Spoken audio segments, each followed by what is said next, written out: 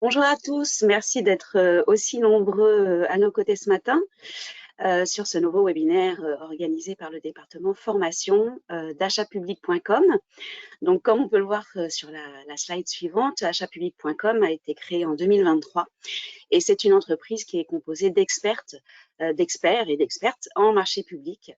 C'est vraiment la première solution utilisée par les acheteurs publics pour la dématérialisation. C'est une source d'information incontournable et pour vous et pour les acheteurs avec son site achatpublic.info. Et ce sont donc des formations au marché public destinées aux acheteurs d'une part et aux entreprises soumissionnaires.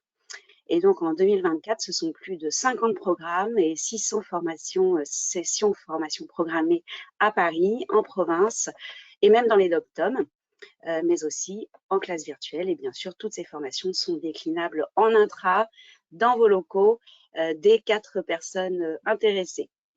Autour du sujet qui va nous intéresser ce matin, vous trouverez notamment des formations sur convaincre l'acheteur grâce aux mémoires techniques, des formations sur le sourcing, sur la réponse aux appels d'offres et les meilleures techniques. Donc voilà, n'hésitez surtout pas à aller consulter l'ensemble de notre catalogue sur le site formation.achatpublic.com.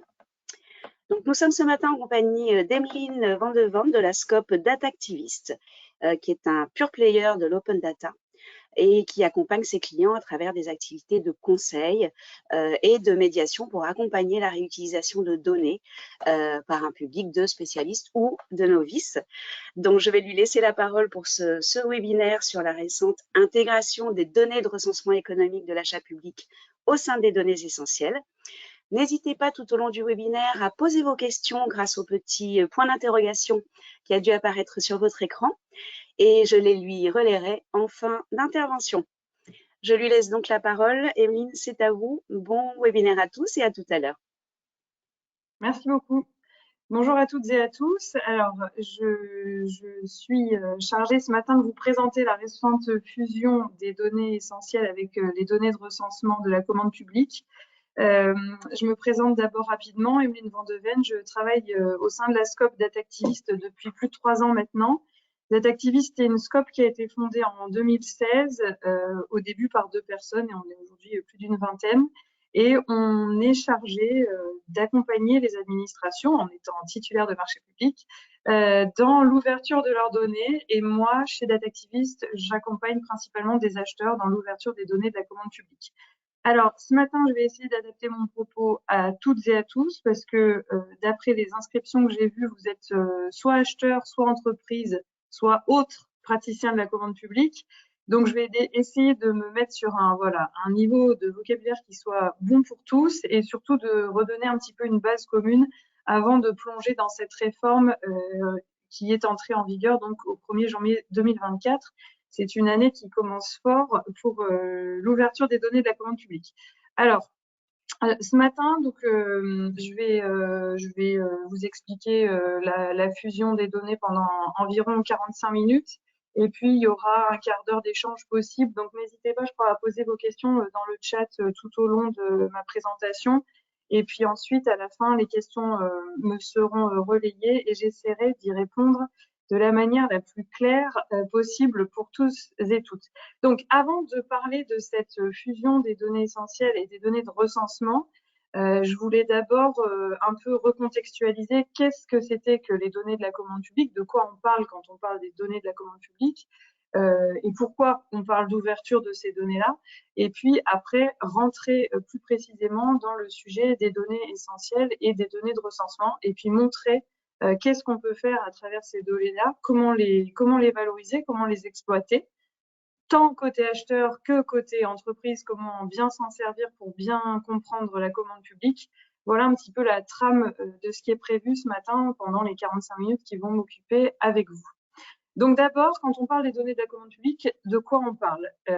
J'ai essayé sur le schéma qui s'affiche sur vos écrans de créer des sortes de familles de données. Je ne sais pas si on pourrait les appeler comme ça, mais l'idée, c'est de reprendre un process achat classique et puis de voir quels sont les types de données produites et à quel moment les données sont ouvertes, donc sont en open data, puisque l'open data, c'est l'ouverture des données, et à quel moment les données ne sont pas accessibles au public. Et puis l'idée, c'est aussi de montrer que sur tout ce process de passation d'un marché, du recensement des besoins à l'exécution finale du contrat, on voit aussi toute la variété des données qui sont produites par les acheteurs publics et qui sont donc parfois, quand elles sont ouvertes, accessibles aux entreprises.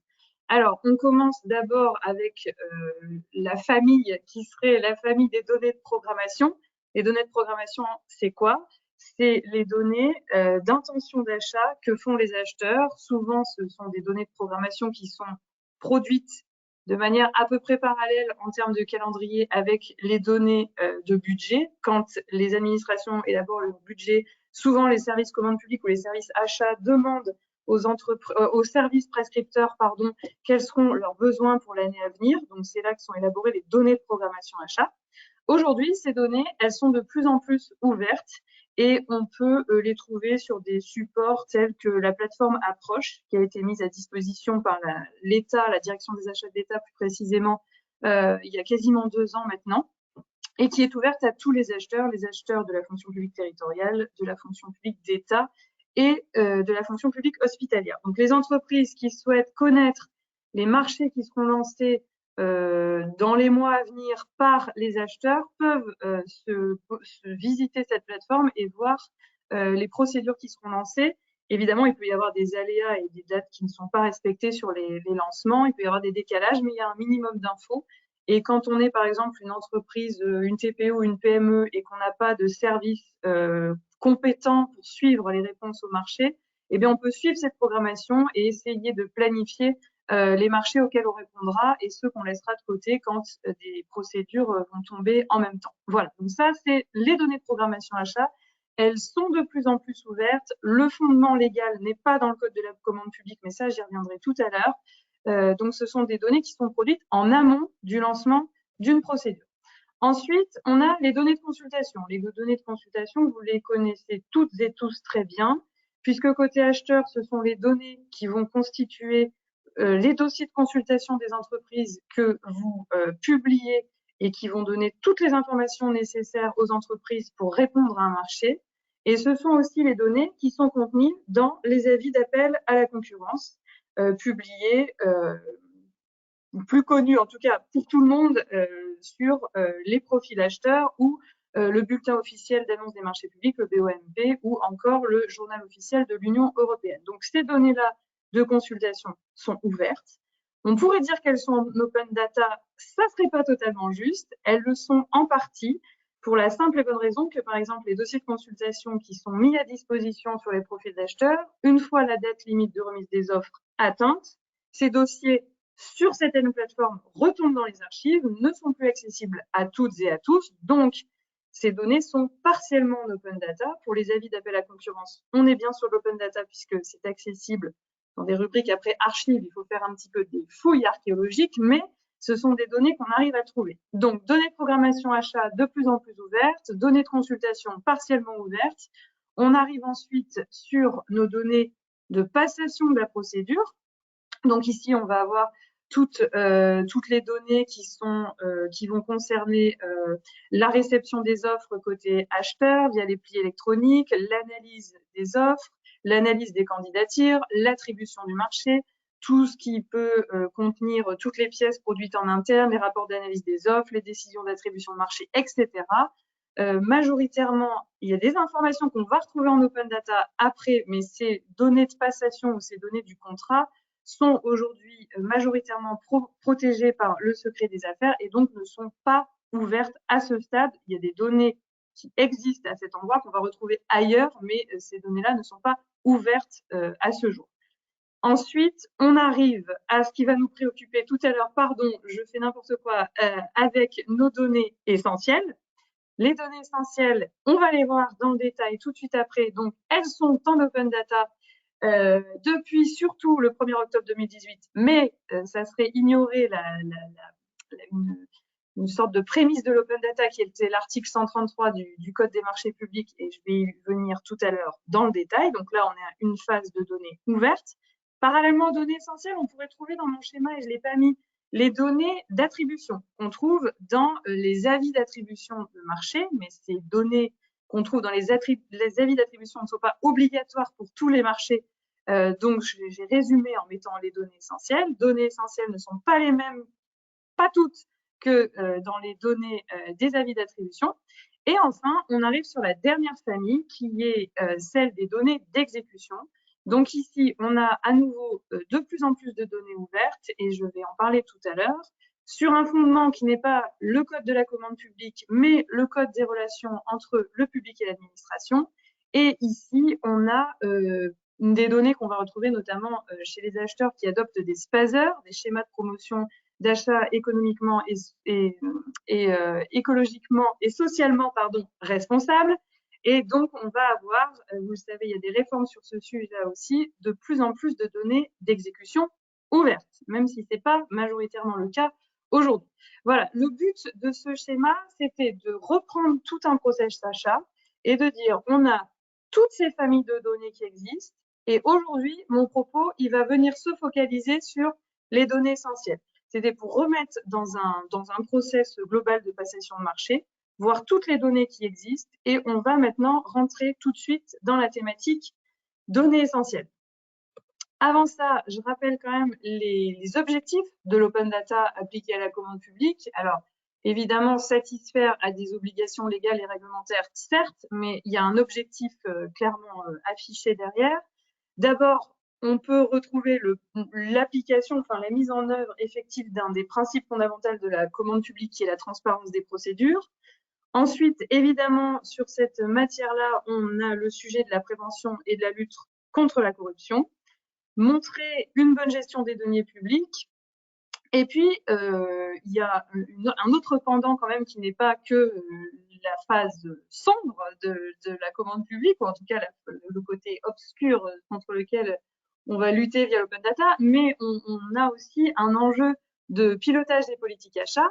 L'idée ici, c'est que les acheteurs qui produisent toutes ces données-là s'en emparent et ne remplissent pas uniquement une obligation d'ouverture, mais que ces données servent en interne pour piloter des politiques achats.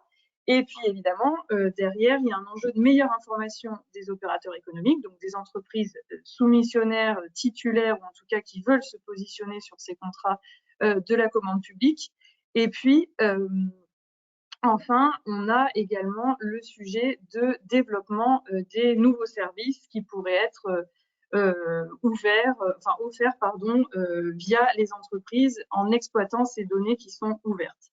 Alors, je vais juste faire une pause parce que je crois que vous voyez toutes mes notifs de mon outil de travail, donc je ferme tout ça et je remercie ma collègue qui m'a donné l'info. Hop, ceci étant dit, je reviens à mon support.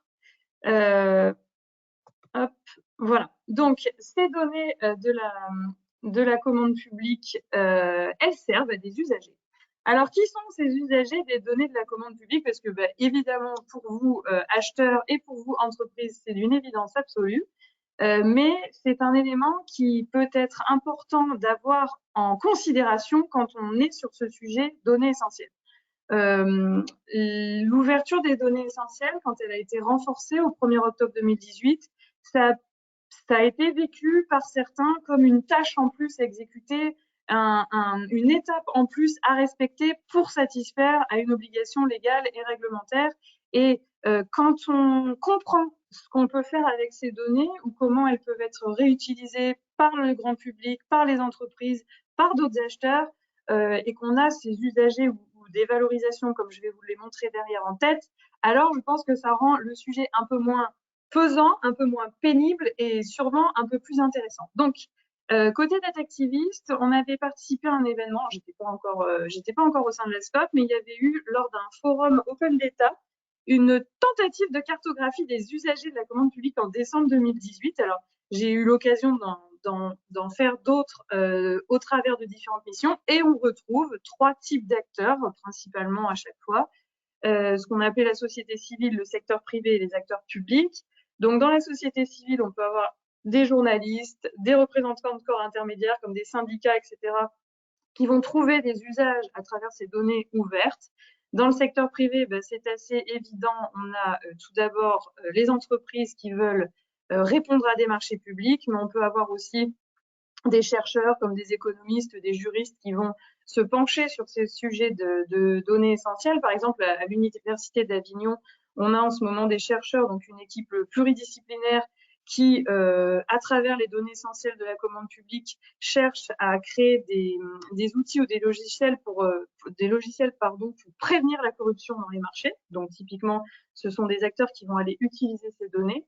Et puis, côté acteur public, évidemment, on a vous, les acheteurs, qui produisez et utilisez ces données au quotidien, mais aussi des régulateurs comme l'autorité de la concurrence, des personnes qui vont aller réaliser des études, des rapports, et puis aussi, évidemment, des contrôleurs de l'action publique tels que les juridictions financières ou autres juridictions telles que la Chambre régionale des comptes, etc. Donc voilà à qui peut servir toutes ces données de la commande publique, mais notamment les données essentielles qui sont les plus connues et les plus ouvertes. Alors, je vous le disais tout à l'heure, l'ouverture des données de la commande publique, il y a deux fondements. À l'open data, aujourd'hui, on entend souvent parler du fondement qui repose évidemment sur le code de la commande publique, mais il ne faut pas oublier d'avoir à l'esprit le CRPA.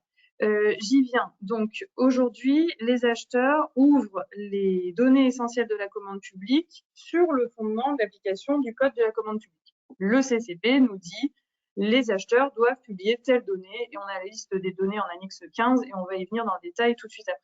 Il ne faut pas oublier l'application d'un autre code qui est opposable aux acheteurs quand ils remplissent les petites conditions que j'ai listées là, le code des relations entre le public et l'administration, et avec un article assez précis. Donc le CRPA, je précise quand même qu'il a codifié la loi pour une république numérique de 2016, qui est la loi Le Maire, et qui est celle qui codifie l'application de l'open data par défaut.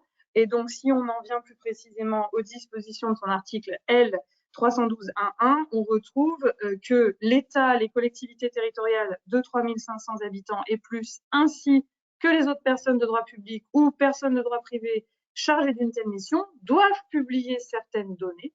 Et là, on va retrouver des données qui sont en rapport avec la commande publique, celles qui présentent un intérêt économique, ce sont les données de programmation achat dont j'ai parlé tout à l'heure.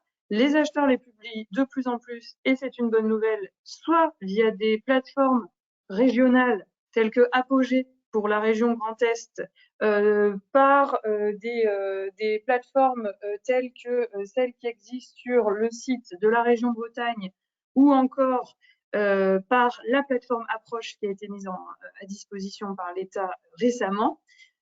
Des données également qui présentent un intérêt social, et là, vous voyez tout de suite poindre les données d'exécution des clauses sociales, un marché qui prévoit des heures d'insertion sociale à exécuter, et bien l'acheteur va pouvoir publier à terme de l'exécution du marché les heures prévues et les heures effectivement réalisées, et ça, c'est des données qu'on va retrouver dans les SPASER. Vous avez des données qui présentent un intérêt sanitaire, et là, vous nous voyez tous venir avec la crise du Covid, où on aurait dû avoir des données plus largement publiées sur les aspects commandes publiques de ces produits sanitaires. Et enfin, les données environnementales.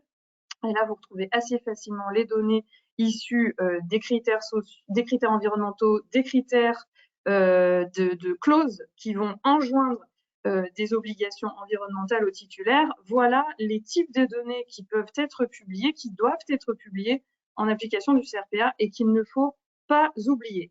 J'en viens plus précisément à mes données essentielles de la commande publique. J'espère que tout le monde est encore là et que personne n'est perdu en chemin.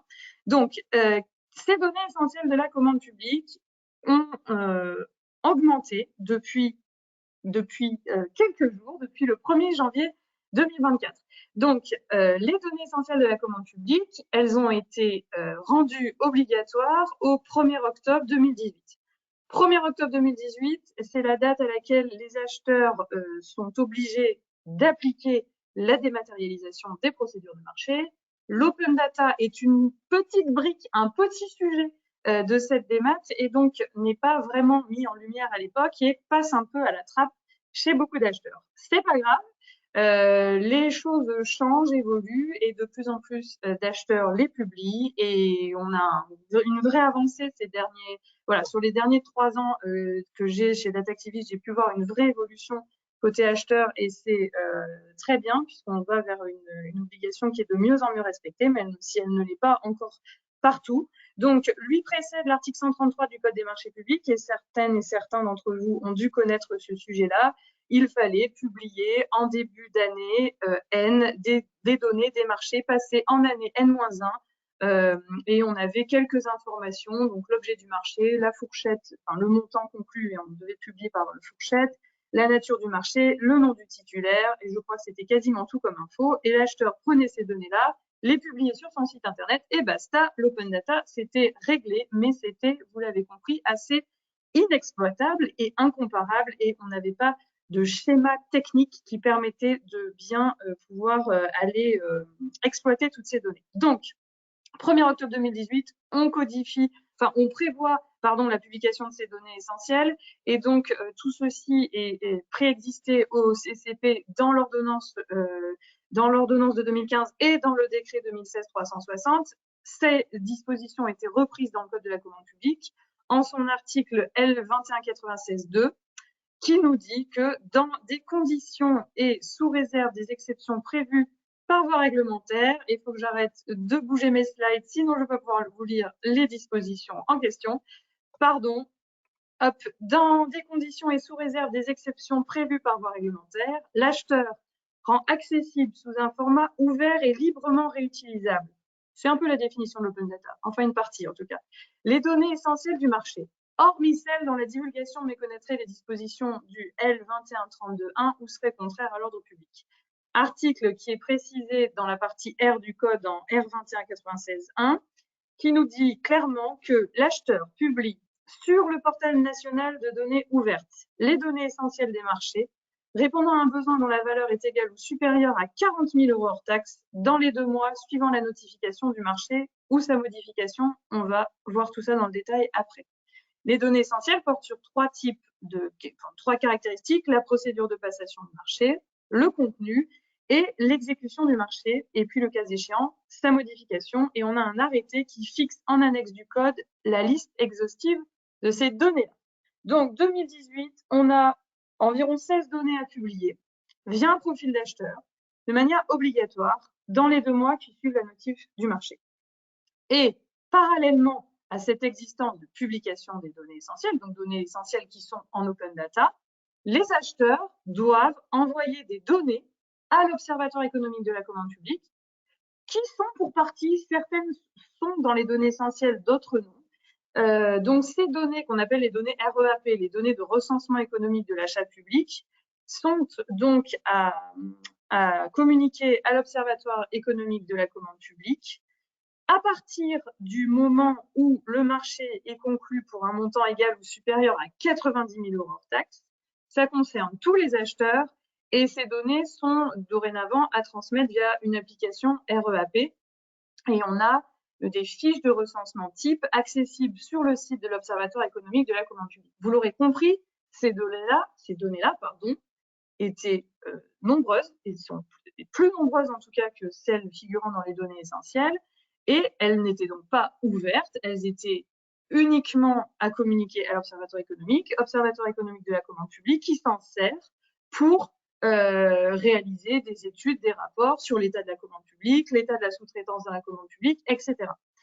Réforme du code de la commande publique par un décret de mai 2022, décret de mai 2022 qui vient prévoir tout un tas de modifications du code de la commande publique et dans ces modifications, une évolution de l'open data puisqu'il prévoit donc ensuite des textes qui seront adoptés par un arrêté du 22 décembre 2022 modifié par un arrêté du 22 décembre 2023, assez facile à retenir, que pour améliorer l'open data de la commande publique, ces données de recensement économique seront en grande partie, il y a toujours des données à communiquer à l'OECP, mais les données de recensement sont quasiment toutes voire toutes, ce sont d'autres données qu'il faut transmettre à l'OECP, intégrées dans les données essentielles de la commande publique.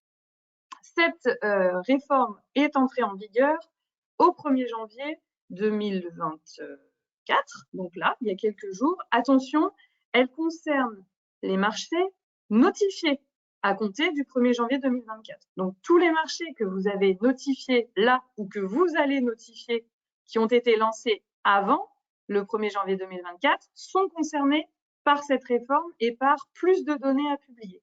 En général, en droit de la commande publique, on a des entrées en vigueur de réformes, de modifications qui concernent la date de lancement du marché. Souvent, on dit pour les marchés qui seront lancés, publiés à compter de cette date. Ici, il faut vraiment l'entendre comme les marchés notifiés à compter du 1er janvier 2024. Donc, attention des uns et des autres côté acheteurs dans la mise en œuvre de cette réforme. Donc, ces données essentielles de la commande publique, elles sont listées, donc qui intègrent dorénavant, vous l'avez compris, la majorité des données de recensement économique de la commande publique. Elles sont listées où? Si vous avez un texte sur lequel il faut vous baser, donc n'allez pas vous amuser à faire des lectures pendant des heures du L 2196-2 ou du R, vous prenez l'annexe 15 du Code de la commande publique et j'ai remis le lien dans ma présentation que vous recevrez à l'issue du webinaire, la liste exhaustive des données à publier. Donc, en gros, si on veut faire un peu de maths, avec cette fusion, donc on passe à avant, les données qui concernaient le marché initialement conclu, on avait 16 données à publier, on en a 27 aujourd'hui. Pour les données de modification du marché, parce que oui, les données essentielles, c'est bien de les publier quand vous avez notifié votre marché, mais il ne faut pas oublier que quand vous avez des actes modificatifs de vos marchés en cours d'exécution, notamment la passation d'avenants, vous devez publier les données essentielles des modifications dans les 2 mois suivant la notification de votre modification.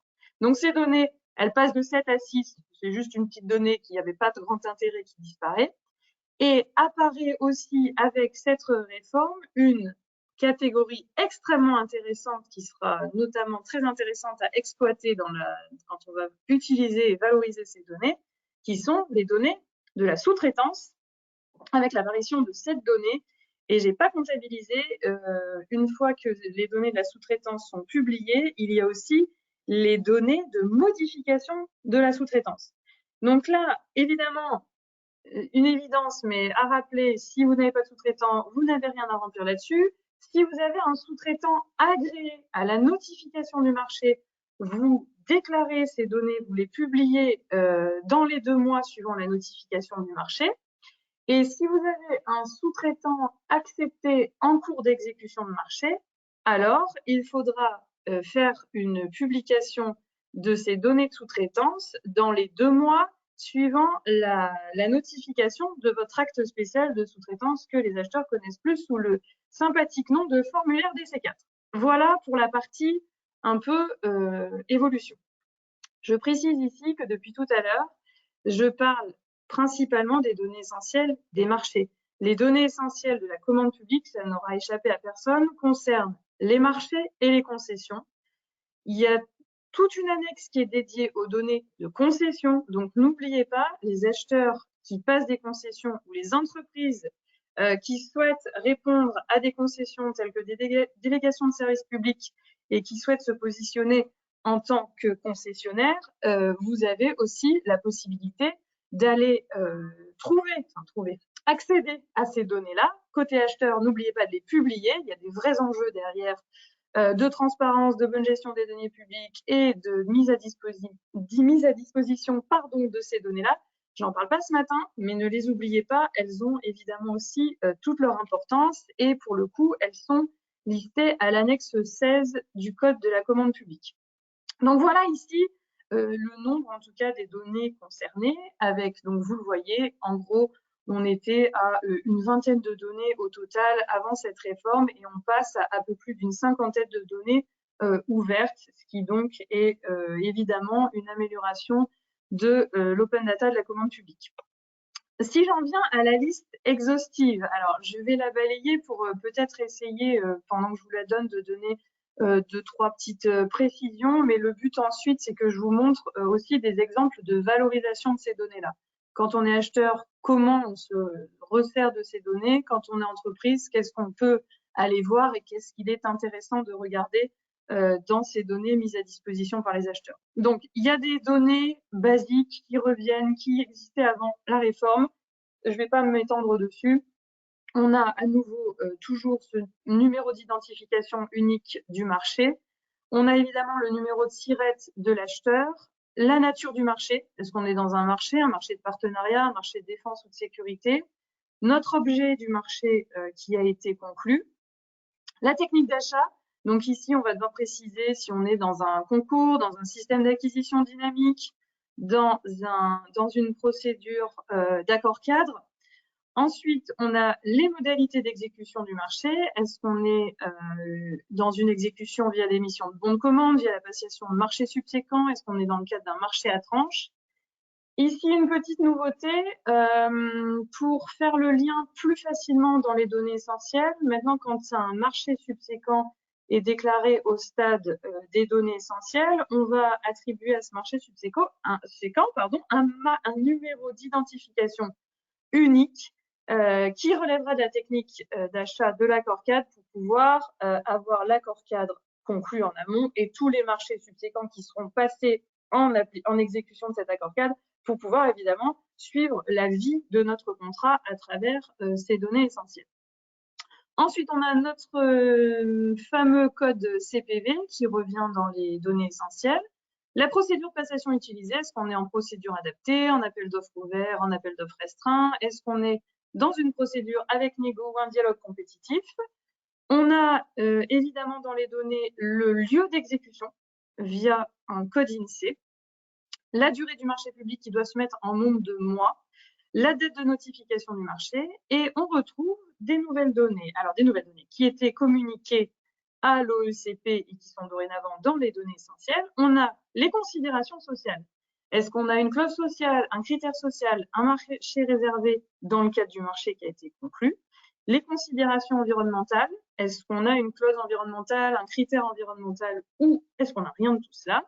Et puis, on a la possibilité d'indiquer si le marché conclu comporte des travaux, des services ou des fournitures innovants. Alors ici, petite particularité et donnée qui a causé pas mal d'incertitudes, d'inquiétudes ou soulevé pas mal de questions, qui est la 16e donnée à publier.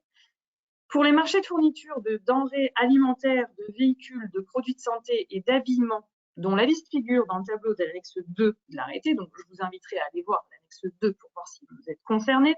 Donc il faut déclarer la part des produits issus de l'UE, dont la part de produits français avec laquelle le marché sera exécuté. Bon, donc comment faire pour publier cette donnée? Eh bien, déjà, c'est une info que côté acheteur, vous n'aurez pas forcément tout seul, voire quasi certitude, vous ne l'aurez pas tout seul. Donc l'idée ici, c'est d'obtenir l'info de la part de votre titulaire, demander cette information au moment de la notification du contrat pour que vous puissiez l'obtenir suffisamment tôt pour la renseigner dans vos données essentielles. Et pour ce faire, la DAJ de Bercy a fait une fiche spécifique sur l'entrée en application de ces nouvelles données essentielles et propose une clause type que vous pouvez insérer soit dans la notification que vous allez faire à votre titulaire, soit, si j'ai bien lu, dans votre cahier des charges pour pouvoir opposer cette clause à votre titulaire et aller obtenir plus facilement l'info. Donc ici, une donnée sur laquelle il va peut-être falloir faire un travail de communication auprès de vos titulaires et puis de rédaction dans vos DCE, dans vos cahiers des charges pour être plus précise. Ensuite vient un petit nouveau dans les données essentielles qu'on n'avait pas auparavant, qui est le CCAG applicable au marché. Donc ça va être pas mal aussi pour aller pouvoir typer les procédures, enfin typer les types de marchés et savoir si on est sur des marchés où on applique le CCAG pays, le CCAG travaux, FCS, etc. Donc là, une nouvelle donnée qui est bienvenue. On va avoir le nombre d'offres reçues. Ça, typiquement, c'est une donnée qu'on a dans les avis d'attribution et qu'on n'avait pas dans les données essentielles auparavant. Le montant. Alors, attention sur le montant. Gros point de vigilance. Le montant hors taxe forfaitaire en euros ou estimé maximum en euros. J'ai depuis 3 ans, travailler avec pas mal d'acheteurs sur ces données essentielles. Et attention, il arrive quand on ne sait pas quoi mettre sur cette colonne montant, de mettre 0. Vraiment, non. Appliquez vraiment la règle suivante. Soit vous avez un marché forfaitaire avec un prix connu, clair, vous mettez votre montant forfaitaire du marché qui a été notifié, attribué, notifié. Si vous êtes sur un accord-cadre, maintenant, les accords-cadres ne pouvant plus se passer sans montant maximum, eh bien, allez mettre le montant maximum de votre accord-cadre. Si vous êtes sur un montant minimum, mettez votre montant minimum. Si vous avez un marché pour lequel vous êtes dans le doute ou que certaines choses ne sont pas claires, mettez l'estimation de votre marché.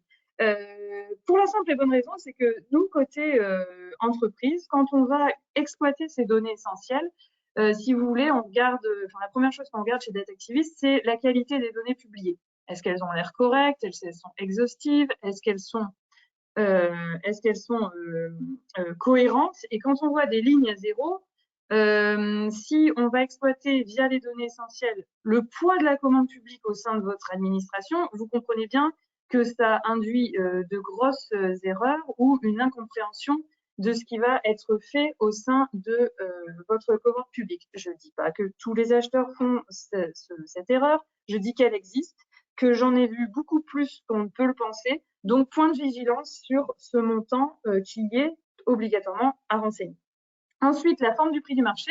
On va avoir l'information sur savoir si le marché est, je refais n'importe quoi, est unitaire, forfaitaire ou mixte. Et puis, le type de prix. Est-ce qu'on a un marché à prix définitif, ferme, actualisable, révisable ou provisoire? Donc, tout un tas d'infos qui vont être plus précises que ce qu'on avait auparavant. On a également l'attribution d'une avance et le taux de l'avance attribuée. Et enfin, on va avoir notre numéro de SIRET de notre titulaire qui a obtenu le marché, le type de groupement d'opérateurs économiques, et puis, vous l'avez vu, la sous-traitance déclarée et la date de pub des données essentielles. Alors, je ne vous l'ai pas mis, mais dans l'annexe 15, vous avez ensuite tout un bloc et toutes les données précises et exhaustives à publier quand vous êtes dans le cadre d'une sous-traitance.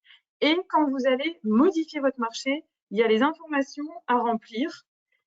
Ce qu'il faut retenir également de cette réforme, c'est que auparavant, la publication des données essentielles, elle se faisait obligatoirement sur le profil d'acheteur. Ce qui posait quand même un problème de centralisation de l'info, puisque quand on est côté entreprise et qu'on veut aller exploiter ces données ou rechercher de l'info sur les marchés qui ont été attribués par tel acheteur, on se retrouve face à une multitude de plateformes, des plateformes qui présentent les données ou qui ont une accessibilité parfois pas simple. Et on a, avec une de mes collègues, avec ma collègue Diane au sein de Datactivist, rédigé une tribune pour le moniteur qui s'appelle le parcours du combattant pour trouver et accéder et télécharger les données essentielles de la commande publique. Voilà. Donc, ce problème va être résolu avec cette réforme. Donc, dorénavant, ce qu'il faut retenir, c'est que ces données essentielles, elles sont obligatoirement publiées sur le portail national des données ouvertes, qui n'est autre que le site data.gouv.fr. Évidemment, vous pouvez toujours passer par l'intermédiaire de votre profil d'acheteur pour publier ces données. Et le profil d'acheteur va d'ailleurs, pour la majorité des acheteurs, rester le point, le canal via lequel ces données vont être publiées. Et vraiment, ne remettez pas ça en cause et n'ayez pas d'inquiétude là-dessus. Les profils d'acheteurs de l'autre côté ont dû se mettre à jour de cette réforme, remplir les nouveaux champs de données à publier sur les outils que vous avez les uns les autres. Donc, vous pouvez toujours utiliser vos profils d'acheteurs. Vous pouvez utiliser des outils tels que le PES Marché, qui est un flux de données entre les outils financiers, la DGFiP, et qui va aller alimenter la plateforme nationale data.gouv.fr. Et puis, vous pouvez directement aussi aller publier vos données essentielles vous-même sur data.gouv.fr. Ces données, elles sont à publier, dans un délai de 2 mois à compter la date de notif. Retenez toujours ces 2 mois, 2 mois après la date de notif, 2 mois après la date de modif ou 2 mois après la date de notification de l'acceptation de votre sous-traitant. Et enfin, je vous l'ai dit tout à l'heure, je le rappelle, c'est une réforme qui est entrée en vigueur le 1er janvier 2024 et donc pour les marchés notifiés et non pas publiés à compter de cette date.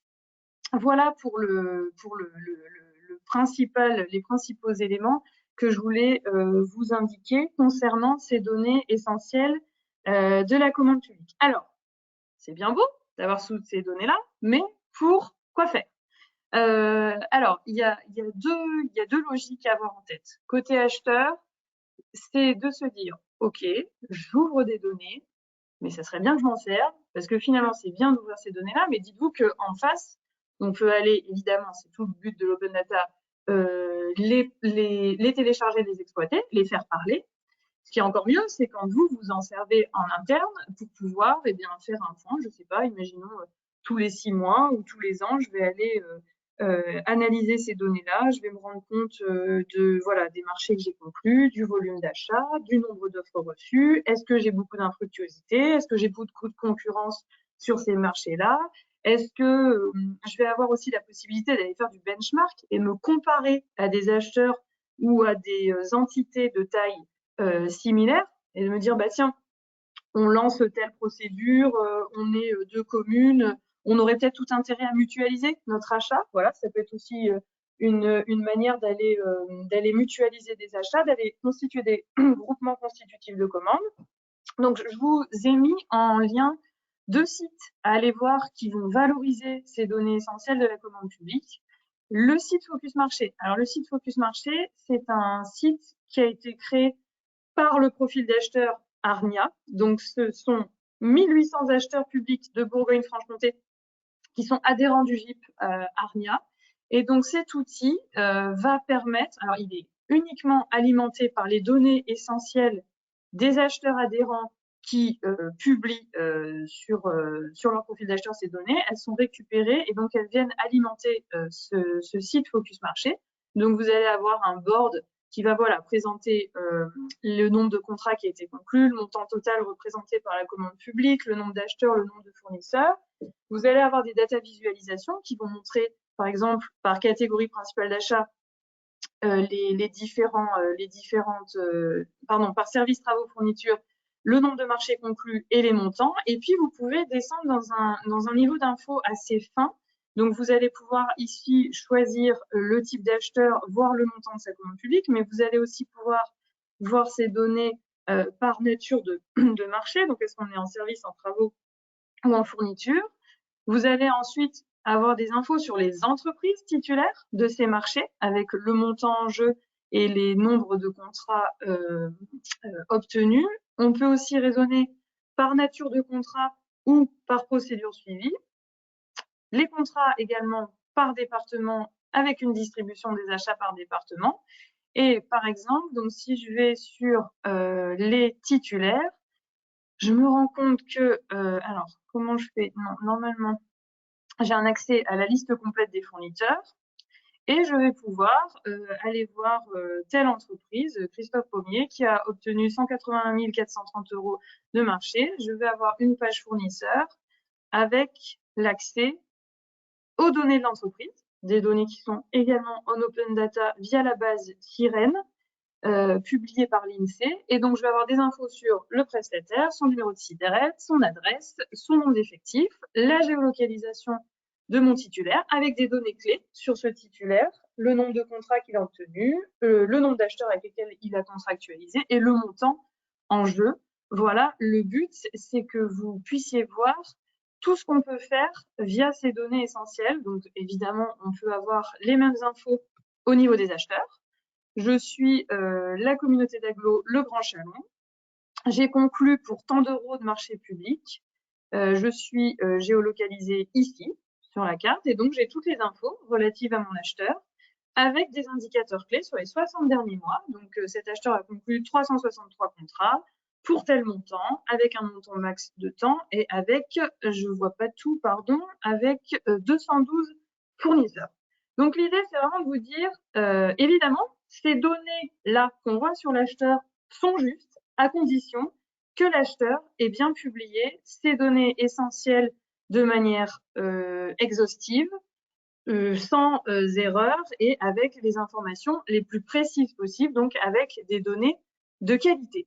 J'ai oublié de vous dire, et c'est important, que ces données essentielles sont obligatoirement à publier pour les marchés d'un montant égal ou supérieur à 40 000 € hors taxe. Vous voyez donc qu'avant, toutes les données qui étaient communiquées à partir de 90 000 l'OECP, le seuil redescend aussi pour ces données-là. Donc, on va avoir accès à plus de données par des marchés qui n'étaient pas concernés et pour lesquels on donnait des infos à l'OECP. Et là, on a des marchés qui rentrent dans le giron de l'open data, en tout cas pas le marché, mais si certains montants de marché qui vont donner plus d'infos à tous en respectant ce seuil de 40 000 € hors taxe. Les dispositions du code disent bien qu'il existe aussi une publicité, une ouverture des données à faire pour les marchés conclus entre 25 000 et 40 000. C'est en article R du code et vous pouvez le retrouver sur le support que je vous ai fait. Et donc la subtilité, c'est que pour les 25-40 000, l'acheteur doit publier des données, mais il a beaucoup plus de temps pour le faire. Il le fait sur le support de son choix et le nombre de données à publier est extrêmement limité. Alors évidemment, tout acheteur qui veut publier des données pour un montant moindre que 40 000, c'est-à-dire que l'acheteur qui veut publier des 1 € ou des 25 000 sur le profil de l'acheteur, sur data.gouv.fr ou sur un autre site peut le faire. C'est ce que fait la région Bretagne. La région Bretagne a mis en ligne il y a plus d'1 an, quasi 2 ans maintenant, un observatoire des achats. Cet observatoire, il est principalement alimenté par les données essentielles de la région, mais pas seulement. On retrouve aussi les données de programmation en achat de la région avec les intentions d'achat qui vont être conclues et la répartition des types de marchés. Et puis là, par exemple, pour les entreprises, on peut voir que telle commune ou telle entité va passer tant de marchés dans l'année à venir. Donc, quand on est entreprise, on va utiliser ces infos pour suivre les procédures qui vont être lancées par la suite. Attention, la petite subtilité de cet outil, c'est qu'il met en lumière le spazer de la région Bretagne. Donc, il est extrêmement précis, fourni. Donc, si je me base que sur les données essentielles, j'arrive sur cette page-là des chiffres clés de la commande publique. J'ai le nombre de contrats conclus en 2003, le montant financier représenté, et puis ma répartition des achats par contrat, par procédure, par domaine d'achat. Est-ce que j'ai majoritairement des TPE, PME ou ETI ou grands groupes titulaires de mes marchés? Et puis, j'ai la répartition géographique de mes titulaires en région Bretagne. Évidemment, quand je vous montre ma carte bug, sinon, c'est pas marrant. Voilà, normalement, vous avez une carte avec une data visualisation. Et bon, en gros, c'est tout ce qui est les petits carrés qui, normalement, ne s'affichent pas comme ça, s'affichent sous forme de bulles. Et vous pouvez zoomer dessus et avoir les infos sur le marché qui a été conclu. Voilà. Et puis ensuite, nous, côté data activistes, on réalise alors des cas d'usage à la demande des acheteurs avec lesquels on travaille. Mais typiquement, avec les données essentielles, on peut aller s'interroger, par exemple, sur la part des TPE, PME titulaires de mes marchés et ces entreprises, au-delà du débat juridique, sont-elles ou non locales? On a fait ce travail pour des communautés d'agglos, des métropoles ou des villes adhérentes de France urbaine. Et donc, on a tout un travail qui a été fait sur les TPE, PME de telle entité. Et on a, avec les données essentielles, géolocalisé les titulaires de marché sur la carte de France pour voir si on avait, pour chaque acheteur, une commande publique qui était locale ou non et accessible ou non aux TPE, PME avec des données qu'on a repris par année. Voilà, je crois que je dois m'arrêter là parce que le temps est écoulé et ça tombe bien parce que j'avais fini de vous dire tout ce que je devais vous dire. Eh ben, écoutez, merci infiniment, Evelyne. C'était vraiment très complet et expliqué de manière très pédagogique. Donc voilà, j'espère que vous en aurez tous profité et tiré profit. On a beaucoup de questions, on va peut-être pas pouvoir toutes les prendre en direct. Vous avez fait effectivement en fin d'intervention allusion au seuil, hein, Oui, et dans l'exemple Focus Marché que vous montriez, bon bah on sait qu'il y a les achats de moins de 25 et moins de 40 000 euros qui ne sont pas dans cette obligation du nombre de données que vous avez évoqué. Mais du coup, sur ces achats de moins de 25 000 et moins de 40 000, vous l'avez rapidement évoqué, mais comment récupérer ces données si l'acheteur fait lui-même le choix en fait de son support? Est-ce qu'on peut savoir où est-ce qu'il les a publiés? Comment ça se passe? alors c'est tout l'enjeu d'un problème de grande hétérogénéité des systèmes d'information d'achat et des SI financiers. Si tous les acheteurs avaient le même SI financier ou le même SI achat, ça serait facile parce qu'on saurait où se baser et comment faire. La difficulté, elle vient de deux choses. Déjà, la diversité des outils qui vont être utilisés par les acheteurs et aussi la manière dont les stratégies achats qui sont mises en place en interne. Il y a des acheteurs qui vont dire, OK, moi j'ai tel SI achat ou financier, je veux toutes les données et je veux que tout remonte par le SI achat ou le SI. Alors, le SI financier, il n'y a pas trop de choix, tout remonte puisque au bout, il y a un paiement. Mais donc, tout va dépendre des procédures internes mises en place. Donc, ce qui est important aussi, je pense, côté acheteur, c'est de communiquer sur ce qui est fait. Quand on publie ces données essentielles, on sait qu'on répond à une obligation légale, mais rien n'empêche sur le site de l'acheteur ou sur la documentation qui est associée à la publication des données d'aller dire clairement, moi, je publie à partir de tel seuil. Mmh. Si je publie à partir de 25 000, le dire et expliquer à l'entreprise quel est le contenu des données qui est publié et surtout le seuil applicable. Malheureusement, si l'acheteur choisit, alors il peut choisir aussi de publier les 25 000, 40 000 sur son site internet et là aller Mmh. communiquer aussi auprès des entreprises. Mais pour le coup, il y a un enjeu d'organisation interne et ensuite un enjeu de communication vis-à-vis des entreprises. Les moyens de communiquer aussi à destination des entreprises, quand il y a des phases de sourcing, des événements à destination des entreprises, ne pas oublier de communiquer auprès des entreprises aussi toutes ces infos-là, y compris celles sur la publication des données de programmation achat.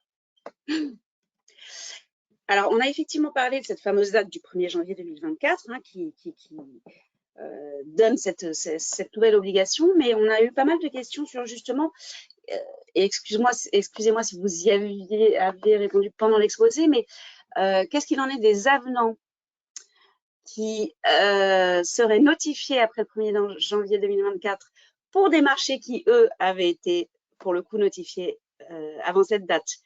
Et puis peut-être des questions aussi, pareil, on a parlé de la durée ferme ou de la durée avec reconduction. Et du coup, le montant est-il de la première année ou du montant global estimé en cas de reconduction?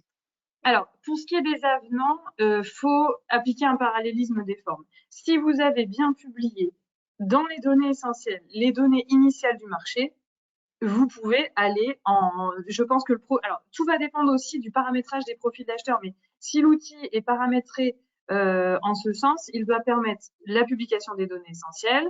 J'ai un avenant, je veux publier les modifications concernant cette procédure, je le fais. Ça, c'est le cas assez simple où tout a été fait comme il faut. Il n'est jamais trop tard pour se rattraper de la publication de ces données essentielles. Imaginons là, un acheteur m'écoute, se dit, oh, j'ai rien publié pour 2022-2023. Eh ben, c'est pas grave. Alors, c'est pas grave. Ça va prendre du temps, mais normalement, les profils d'acheteurs ne bloquent pas la possibilité d'aller remplir les infos de manière rétroactive. Donc, ben, les acheteurs qui voudraient aller publier leurs données, se mettre à jour suite à ce webinaire, eh ben, ont la possibilité, sauf si le profil d'acheteur le bloque, ça m'étonnerait, d'aller publier. Donc, si vous venez de conclure un avenant et vous dites mince, j'ai rien publié sur mon marché initial, eh ben c'est pas grave, si le profil d'acheteur le permet, vous pouvez aller mettre à jour ces infos-là. Sur votre deuxième question que j'ai déjà perdue. Oui, alors sur la durée avec reconduction, donc il Oui, y a la durée ferme, il y a la durée avec alors reconduction. il faut sur l'histoire des seuils, sur l'histoire du seuil et de la durée, même réflexe que celui qu'a l'acheteur en amont de la passation de sa procédure. On raisonne sur le contrat, toute phase de reconduction inclus. Donc on ne raisonne pas, si j'ai un marché d'un an reconductible 3 fois, je ne vais pas raisonner sur mon petit marché de la première année. Non, je prends mon marché dans sa globalité, reconduction inclus, et donc montant compris maximum sur toute la durée du marché. Il faut avoir les mêmes réflexes que ceux qu'on a quand on va rédiger ou lancer son marché. D'accord. Et du coup, je suppose que pour les marchés allottis, par rapport au nombre d'offres reçues, etc., on ne distingue pas forcément le nombre reçu par lot, mais puisque un lot égale un marché, une fois qu'on est au stade de la notification. Donc, si j'ai une procédure allotie en 10 lots, je vais avoir 10 marchés à aller renseigner dans mes données essentielles. Et si pour certains marchés, j'ai plusieurs titulaires, je vais aller pour le marché renseigner mes titulaires, renseigner mes membres de groupement. Et là, il peut y avoir des questionnements au stade de renseigner les infos dans le profil d'acheteur si les acheteurs ont le moindre doute sur la capacité à les remplir, les différents titulaires, le groupement, etc. au stade des données essentielles. Les profils d'acheteurs, souvent, ont fait de la documentation pour informer les acheteurs, pour bien publier ou pour savoir comment faire sur leurs outils. Donc, faut pas hésiter à aller solliciter les infos auprès des profils d'acheteurs qui ont normalement documenté tout ça. D'accord. Et puis, je vais prendre deux dernières questions. On nous demande si la déclaration OSCP ou la déclaration REAP reste valable en parallèle de la déclaration de données essentielles, que ce soit sur data.gouv. Pour l'instant, en ce début d'année 2024, oui, il va falloir aller bien vérifier, et l'ADAJ Bercy, enfin l'OECP, a communiqué sur le site de l'ADAJ dans l'onglet recensement économique de la commande publique il y a quelques jours sur les règles de recensement à respecter là pour les marchés 2023. Donc, peut-être un état des lieux à faire côté acheteur, se redire, voilà, moi, j'ai renseigné toutes ces données-là à l'OECP jusqu'à telle date. Et à partir du 1er janvier 2024, je vais pouvoir aller les renseigner par un autre canal, à condition que mon profil d'acheteur soit à jour de cette réforme. Donc, il va sûrement y avoir aussi, côté acheteur, une communication de la part de vos profils d'acheteurs. S'il y a des questions, évidemment, allez les poser à vos profils d'acheteurs qui travaillent avec vous. Mais voilà, la logique, c'est de se dire, voilà, je suis intenté, je prends tout ce qui a été fait côté OECP. L'OECP a communiqué aussi sur ce qu'il y avait à faire dans les prochains jours là, en termes d'état des lieux et de bonnes pratiques. Donc voilà, s'il y a un doute, peut-être même poser sa question côté Observatoire économique de la commande publique. Merci. Et puis, écoutez, on va conclure avec une question sur quelles sanctions depuis le 1er janvier pour le non-respect de publication de ces données essentielles. Eh bien, il n'y a toujours pas de sanction aujourd'hui. D'accord. La sanction, alors, nuance, il n'y a pas de sanction aujourd'hui. La sanction peut venir d'une mauvaise image, je m'entends. Imaginons tel acheteur lance tel marché. Pour X ou Y raison, ce marché vient en lumière d'un scandale ou d'une affaire politique locale. Eh bien, maintenant, les journalistes savent que les données essentielles existent et ont de plus en plus tendance, et moi je suis de plus en plus sollicitée sur ce sujet-là, connaissent de plus en plus les données essentielles de la commande publique. Et donc, si par une affaire qui ressort, on se rend compte que ces données ne sont pas publiées, il n'y a pas de sanction, mais en termes d'image, c'est pas terrible. Voilà. C'est sûr. Écoutez, Emeline, je vous remercie encore infiniment. Merci à tous d'avoir participé à ce webinaire. N'hésitez pas à aller consulter le site de Datactivist et notre site de formation qui vous permettra aussi de creuser le sujet et d'être en règle par rapport à tout cela. Et puis, je vous souhaite à tous un très bon appétit et je vous donne rendez-vous très prochainement pour un nouveau webinaire achatpublic.com. Merci Emeline, très bonne journée. Bonne journée à tout le monde. Merci. Au revoir.